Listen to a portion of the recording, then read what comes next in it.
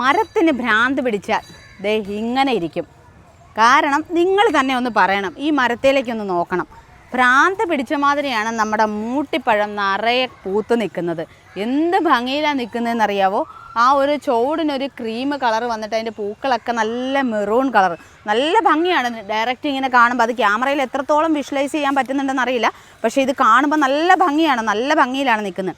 അപ്പോൾ ഇത് കണ്ടപ്പോഴാണ് ഈ വീഡിയോ ഒന്ന് ചെയ്ത് നിങ്ങളെ കാണിക്കണമെന്ന് വിചാരിച്ചത്. കാരണം മൂട്ടിപ്പഴം കുറച്ച് ആൾക്കാർക്കെങ്കിലും അറിയാമായിരിക്കും. കാരണം നല്ല ചെറിയൊരു പുളിപ്പും മധുരവും എല്ലാം കൂടെ കൂടിയിട്ടുള്ളൊരു പഴമാണ്. നല്ല ടേസ്റ്റാണ് കഴിക്കാൻ. അതേപോലെ തന്നെ വിറ്റാമിൻ സിയുടെ അതേപോലെ അയണിൻ്റെ ഒക്കെ ഒരു കലവറയാണ്.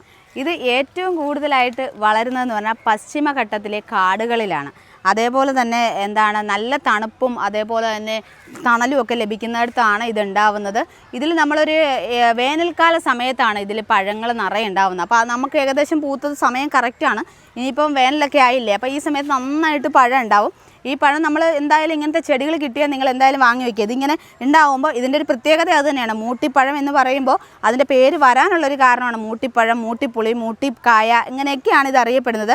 അപ്പോൾ ഇതിൻ്റെ ചുവട് തൊട്ട് എൻഡിങ് വരെ തടിയിലാണ് ഇതിൽ കായ ഉണ്ടാവുന്നത്. അതുകൊണ്ട് തന്നെയാണ് ഇതിനെ മൂട്ടിപ്പഴം എന്ന് വിളിക്കാനുള്ളൊരു കാരണം.